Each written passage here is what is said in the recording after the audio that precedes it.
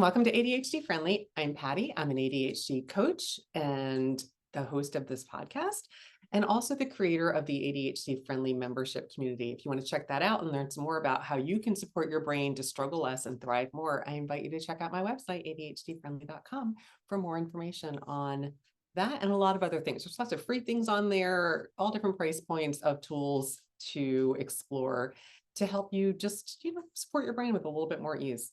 All right, this is episode 164, and today we're going to be talking about some ADHD-friendly tips to make pet costs a little bit more affordable. All right. So I'm going to share a lot of information on that, but before that, I have a celebration that I can't share what I knitted, but I have a knitting celebration. And then I have a tip that is ADHD-friendly. If you are getting a pet over holidays, I have some tips about how to keep your current or your future pet safe over the holiday season. And then, of course, I will share what I purchased this week and the book of the week. But let's start with the celebration, as we always do. Remember, we're firing up our brain with those positive neurochemicals. We need the positive. We need the successes. So I invite you to know when would you celebrate for this week so far. Mine is I finished my second knitted gift over the weekend. I just showed Becca it. I can't say what it is or share what it is because it is a gift for one of my kiddos. But I'm making one for each of them. So I finished 2 of the 4 so far. I've got 2 more to go. I've got about a month left to get them done. It's going to be tight, but I do think it's doable. And then if I have more time, I have like okay, these are my priorities. And then if there's more time, I've got these other things that I'd like to get done, but they're not priorities. The main priority is get the main 4 things done. So 2 of the 4 done. And Becca was actually like, oh my gosh, I was so fast. I'm like, okay, doesn't feel fast, but I like that it felt fast to you. It really did. Because and I have to say, I'm in a good kind of rhythm now where I'm just doing it all the time. It's kind of like if I'm watching TV, I'm knitting. I feel like Forrest Gump. I was going anywhere, I was running. I'm like, if I'm watching TV, I am knitting. All right. Anyway, that's my brain. Okay. What I purchased this week. I can't again share specifics because they are gifts, but I am following my holiday plan for the most part. Not perfectly, but I've got my budget. I'm checking things off when I buy them, so I'm keeping track. I've purchased all the pickle gifts for the pickle. We do on Christmas Eve, we do the pickle gift where the 4 kids hunt for the pickles. I've shared in previous episode about how there are now 4 pickles hidden in the tree every year because my kids apparently are still, even at their mostly, adult ages, ADHD is in the mix, people. Emotional regulation is a challenge. And there's a little competitiveness that got in the way in the past. Now we do it in a very ADHD-friendly way. Everybody gets a gift. You just pick a pickle, or you find a pickle and the number corresponds to the gift bag. Easy peasy, done. If you don't like it, you're not allowed to complain. Love it. So I purchased those and I finished my Secret Santa shopping for my personal Secret Santa person. That's the only person I buy gifts outside of stocking stuffers for. And I don't count my knitting gifts as like purchase gifts. And then I just have some other little stuffy stocking stuffer for things to get. And I'm done. I'm super excited. And my husband's birthday, which happened over Thanksgiving. Yes. I also got that gift early and got kids on in it. So I'm just feeling on top of that game more than I typically am. And I know in large part that's because of my personal owner's manual. So I just want to highlight capturing what your intentions are in a way that works for you, so it doesn't feel like this constricting kind of like it's just keeping you in tethers and it just feels too confining. It just gives you a pathway. It gives you kind of a roadmap to follow, but it's important to do it your way. Okay, so that's my celebration and what I purchased. Now onto my tip for this week. This is my ADHD-friendly tip, and it has to do with how to keep your pets safe for the holidays. I'm focusing on our 4-legged friends, so cats and dogs here. I'm trying to keep it streamlined and simple. If you have a reptile or something, I don't know what those tips are. I'm sorry. Google it, ChatGPT it, look it up to keep your other animals, or if you have like a ferret or a hamster or something else. A rodent of some kind. Can't do it. And I've had all of these things in the past. I'm just kind of a straight cat or dog person now, and exclusively dogs in my house. But for some holiday tips to keep your house and home pet friendly. I did a little search online, and these are some tips I found. Okay. Number one, keep your tree tip proof. I don't know about you. I grew up with cats. Yeah. For the most part. And every year that tree would come crashing down. My dad would scream, or we'd go to church and we'd come back and the tree had fallen over. And we had all those glass ornaments. It was shattered, like the colorful glass balls. Oh yeah, because it was the cat like climbing up. Like we did have a dog, so maybe the dog chased the cat up the tree. I don't know. But I remember there being like ropes tied to like either side of the wall, and my dad nailing them in to try to keep the tree up. So this says cats might like to climb and dogs can bump into it while playing. Yeah, sure. So secure your tree to the wall or the ceiling. And this says with fishing line. That would have been better than the rope my dad used to keep it from tipping over or being knocked down. So I have to say, this is more for real trees in my experience. Yeah. The years that I've used an artificial tree, they don't seem to me to be as tip kind of prone, but tip proofing any tree is, even if you have a little like tabletop ones, your pets can still run over and knock them over. So that's one. Next is to keep your ornaments and what you decorate with in mind. So if you do have little balls or things, making sure that your pets can't get to them where they might break, and then, step on them with their paws, or, oh gosh, hopefully not eat them or anything. So choose unbreakable decorations if possible. And one of the tips that I really never thought about, but I do have these from when the kids were smaller, keep or avoid any like salt dough or cinnamon ornaments, things that the kids made in like preschool or kindergarten. Yeah. And like they have a shelf life, apparently at least 20 years for my oldest kids. And I still have them, and I never thought about my dogs maybe trying to eat them. So keep them a safe height so that they can't get to them, or avoid them completely if you can. And then they say skip tinsel or other dangling decorations that could be dangerous if they swallow it. So makes sense. I haven't used tinsel in forever, since I learned that when I first got dogs. And I was like, oh my gosh, well, we just don't do it. So now we should use tinsel. Okay. One of the tips I found interesting was to watch the water. So if you're using a live tree and watering it, this is particularly, they said, important if you add anything to the water to try to preserve the life of the tree. Really important to keep your pet from being able to access the water so that they don't get sick, because they can. And I will tell you, like, this is the truth. I've seen my dogs try to drink it like water. Yeah, because they either skip the additives or make sure that your pets can't get to it.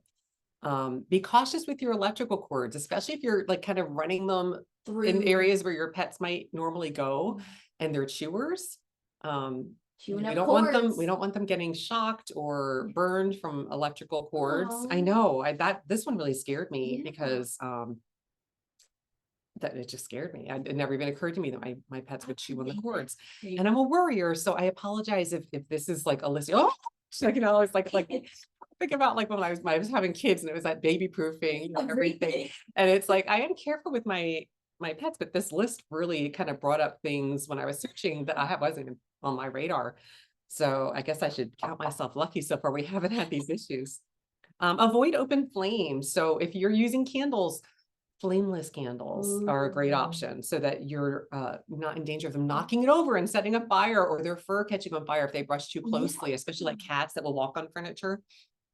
So flameless candles, and think about safety if you're using a live fire, if you have a fire. Oh yeah, fireplace.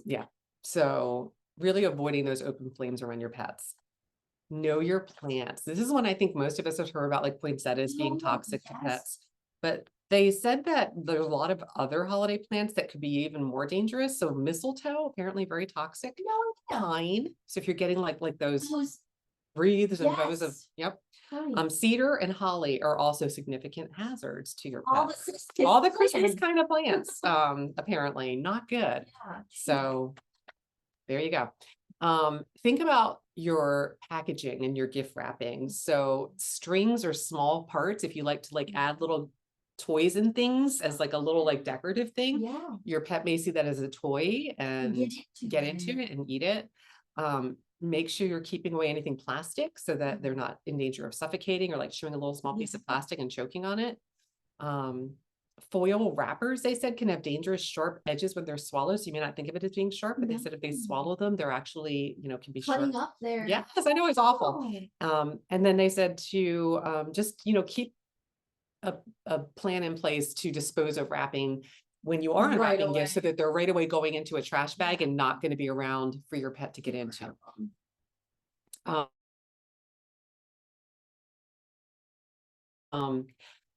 This one, it feels like this might be more of a problem today than it was even 20 years ago or years ago. And that's give your pet foods pet food only. So they talked about the safest way to feed your pet is to give them only food and treats specifically made for your pet. Yeah. So not giving them any human leftovers so that they're not, you might be feeling, oh, it's a little treat, but like they can't have bones that, came from our food. Yeah. Raisins, currants, grapes, onions, chives, and Christmas and Thanksgiving foods, and any kind of holiday. Chocolate, of course, is toxic, so keeping that in mind. I know, even like simple, like it never occurred to me that the dogs could smell the chocolate. So apparently, one year my daughter gave me one of those Hershey boxes of chocolate. Yeah.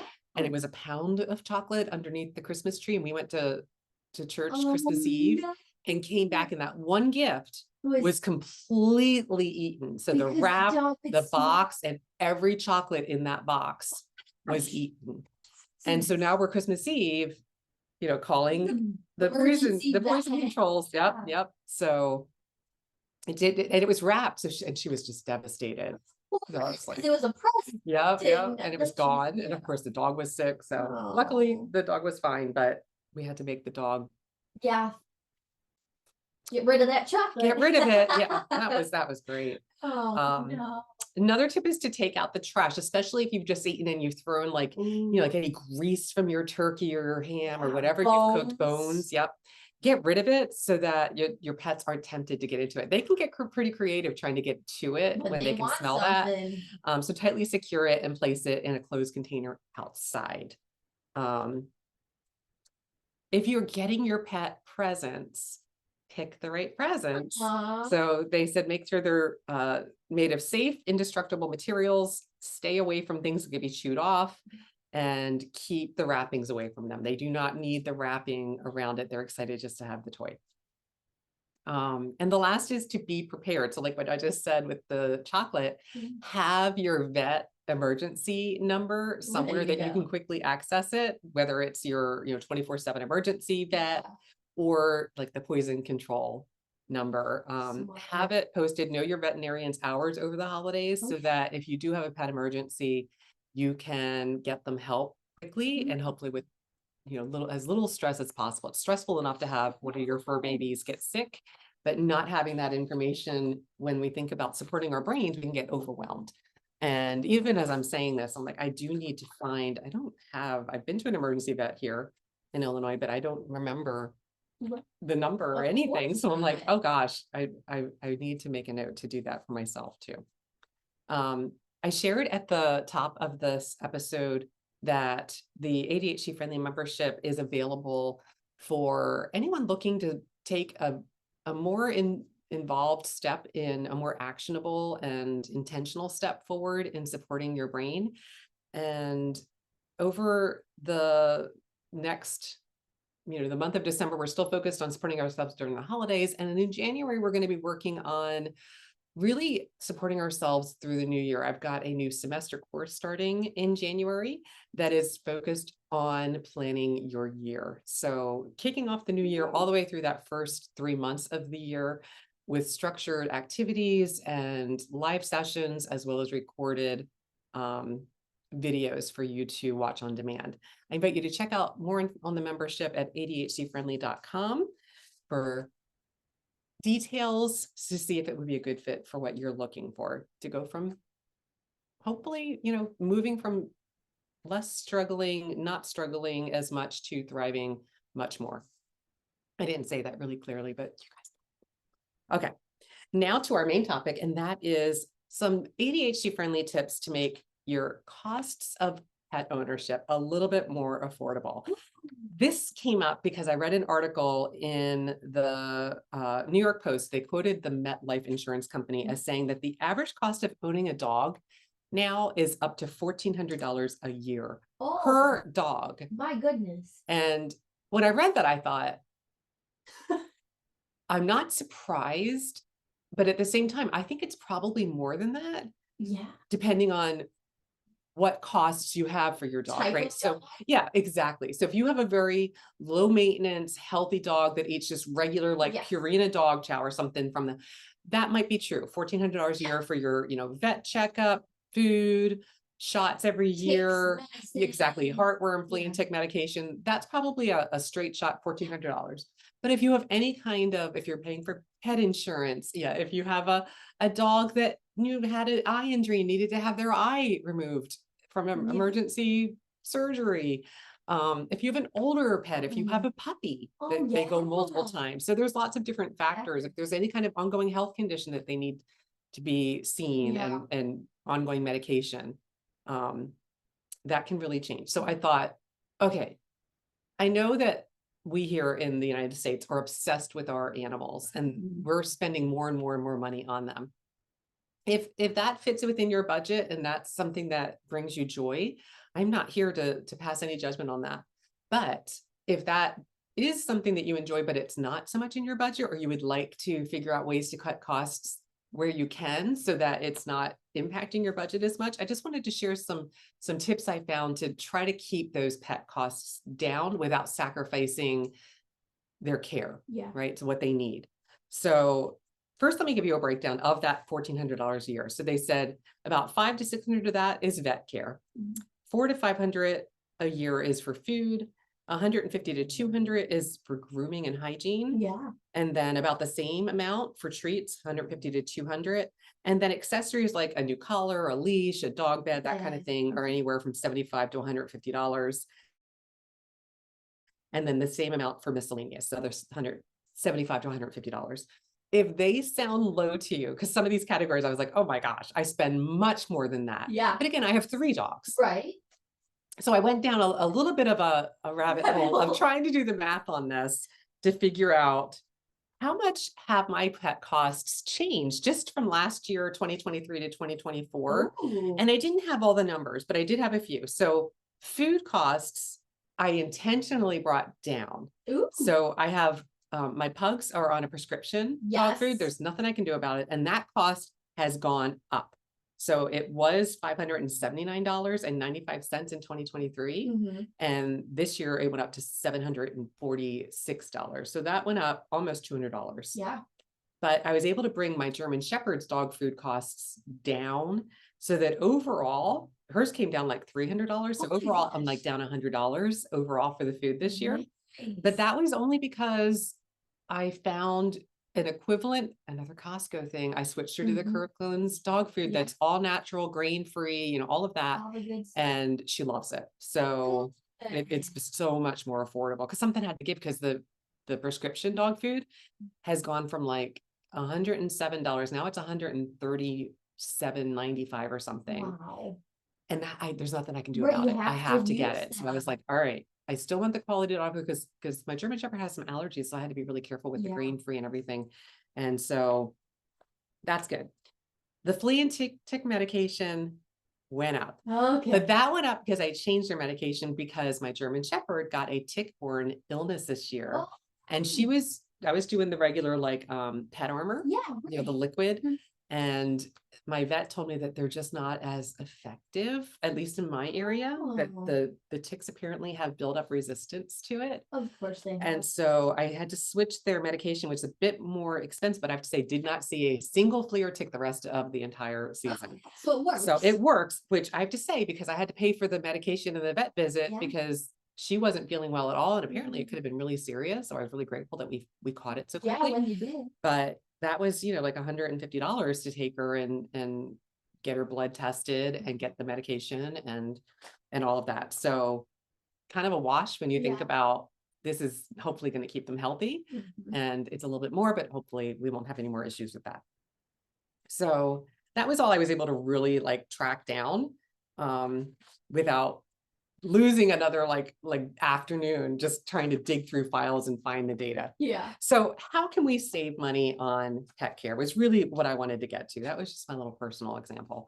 But if you're not tracking all of this, it might just be kind of acknowledging, all right, if I'm buying food and it's this much a bag or however you buy it, can, whatever you're doing, how often are you buying it? And then just multiply it out by that many weeks or months, yeah. however often you're purchasing it, just to give you a general ballpark of how much you're spending. And then you might be motivated to look at any other options if they're not like needing a prescription or something. Oh. So the first tip that I found is plan for preventative care.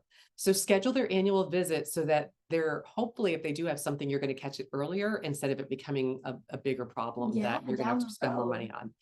And they recommended using available services like vaccine clinics at pet stores or animal shelters when they have, like spay and neuter or get your rabies vaccine, that kind of thing, clinics. Make your own pet supplies. So homemade toys. So I wanted to share, I don't remember if I shared this as a celebration in a podcast. I made this guy. He's covered with dog hair. My German Shepherd loves it. What's that? I made this at the library out of t-shirts. It was super easy. It's just basically a variation on a braid. Yeah, sure. Boy, I was super excited. We made them for charity, but if we made 2 for charity, we were allowed to make 1 for our own dog. So I made 3 for charity and then I because I felt guilty making 1 for my dog, but she loves this as a pull toy. And I paid good money for these exact toys. Yeah. And it's so simple. You can see, I just took 4 different strips of a t-shirt. Kind of, you take the center strip, you cut it, and then you just weave them together. There's videos on YouTube on how to do it. Like you're literally recycling your existing t-shirts. So I just wanted to share that because I remember when I read it, I was like, okay, I think I would have been like, yeah, okay, I'm going to make my own pet toys. But then I was like, it was actually really kind of a satisfying weaving thing. You could totally, once you get used to it, do it while you're watching TV or having a conversation. And the other is to maybe make your own treats. So like I shared before, like I froze my pumpkin, my extra canned pumpkin, puree in an ice cube tray. My dogs stinking love it. I'll even just be fun to watch them eat it. Yeah, I always put it in their bowl because it'll melt around and it makes a mess. But it's a great treat. Another tip is to buy in bulk.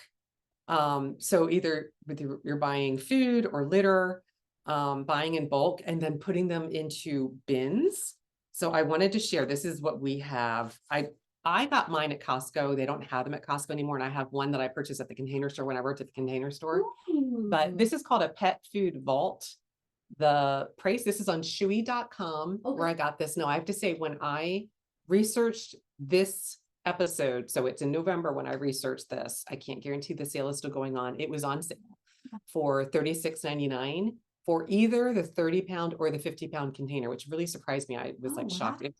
Regardless if you're making the smaller one or the larger one, they were $36.99. So for the 50-pound one, that is almost 50%. I did not pay anything close to that. I think I paid for I have a smaller one. I think I paid like 25 and I may have paid 30 for the larger, but I did get it at the Container Store when I worked there at a discount. But I would say it's not more than $50 when they have it at Costco. The smaller one, the 30-pound storage one, is regularly $56.99. I use the larger 50-pound one for my German Shepherd. And the 30-pound one is large enough for my pug's food. So I have one that the front opens to it's kind of like slanted. So the other one sits on top of it so they can stack. This is not designed like that. So if you need more than one kind of dog food, you might want to think about, can they stack side by side? They have ones on wheels and carts, but I wanted to share, I love this one. Personally, this is the only one I have experience with, but I personally bought it because when I lived in Raleigh, I kept their dog food in a plastic tub in the garage and little varmints chewed into it. No. Yeah. And that was bad enough. But then another time ants got into it and I was just done. So I was like, oh my gosh, I was so freaked out. I had to throw it all away. And I was like, so this is airtight and watertight so that nothing can get into it and water can't get into it. So I'm a huge, huge fan, especially because I spend so much money on the food itself that I want to keep it safe. And I don't want to attract any bugs to it Yeah. or any mice or anything. So just wanted to share that little thing. Pet insurance. So if that's something that you purchase for your pets, compare the plans for peace of mind against large vet bills. Now, if you have an older pet or a pet with a pre-existing condition, it might be harder or more expensive to get. But something I did over the pandemic was alternately start a pet savings account. So my pet insurance, which only 2 of my dogs, not the one I pug, qualified for, it was up to $124 a month for the 2 of them. And this was 4 years ago. I canceled it during the pandemic. So I really like to get it for like the first 2 years of life, because that's kind of where I think you're going to find if they have any kind of chronic condition or something, just personally. But I canceled it during the pandemic with everything just expensive. And it was just like this, do we really need this right now? And so just putting it into a savings account can be another alternative where you're not committed to paying this much. And then if you don't use it, you're just out the money. You can put it into a savings account. So if you do need it, you have a little fund to draw from if you have an unfortunate pet emergency come up. I mentioned the spay and neuter clinics as a way to save money. Groom at home, if that's something that you feel like you could do if you have a pet that would, sometimes it's just too difficult to take that task on, but maybe learning some basic grooming skills so that you can cut down on grooming costs. Even investing in clippers or a nail grinder or something to help with their toes. Simplify their training. So this is, again, could be a do-it-yourself thing. Training your pet at home by watching videos. There's tons of videos now that you can watch and kind of follow the steps for online resources. And then instead of constantly buying new toys, because they're prone to getting bored as well. Have a place to store them away and rotate them and bring out new ones. And then the old become new again over time. We don't have to constantly buy more. This is something I've been guilty of. And when I had to buy, finally, I have like this wooden crate and it is overflowing with their toys. I'm like, this is just dumb. If I reach in the bottom and grab something, to them, they're just like, what's that, Mom? What's that? They're so excited. And then some boarding options. Think about neighbors or some vet offices. This is something we did in North Carolina. Our vet had a boarding service. They didn't have a ton of room. So you had to reserve early especially for holidays, but they were far cheaper because they had technicians that were there 24 hours. So they didn't charge as much as a actual separate boarding facility would charge. So, to kind of look like, what are your options for boarding your pets if you do need to, especially if you're traveling over the holidays. Early, as soon as you can, book it, because when you get closer to the holiday and people start scrambling, and then you don't have as many options for affordability because everything's booked. Be prepared for emergencies. So back to that original tip I shared in the tips portion, keep a list of your affordable. You can call and see what are the emergency vet options around you, and maybe some have different price points that can be a little bit more affordable. So check into that when it's not an emergency, so you kind of have a plan for what you're going to do. And then finally, this is kind of pre-pet, but if you're in the market for, a new family member you're thinking about on the horizon, welcoming a new family member to your home, think about, what's a lower cost type of pet, whether you're rescuing it or, going to a shelter or going to a breeder, really thinking about what type of pet is generally a lower cost or a lower maintenance pet. Like, we don't ever get pets that need to be groomed officially, that have to have their fur trimmed. I can't do it. I'm not going to keep up with that. I can barely keep up with my own haircut. I'm not, it's just, I've always known I don't have it in me. So think about, or even like a certain breeds, even if you're getting it from a rescue facility, they're still going to be prone to certain conditions that hip dysplasia or, different things that could end up costing a lot of money over time. So keeping that in mind could help. So those are just some tips to keep the costs of owning your loving ADHD friendly pet a little bit more affordable, a little bit more low cost, and hopefully a little bit more budget friendly. If there's something else I did not cover or something that you have found that works, please post in this episode 164. Would love to hear other ways to help keep the cost of pet ownership down so that if you want to have a pet, the cost isn't the thing keeping you from enjoying that experience. Love our pets. Okay, the book for this week. The 100 Years of, Beck always sits up. What is it?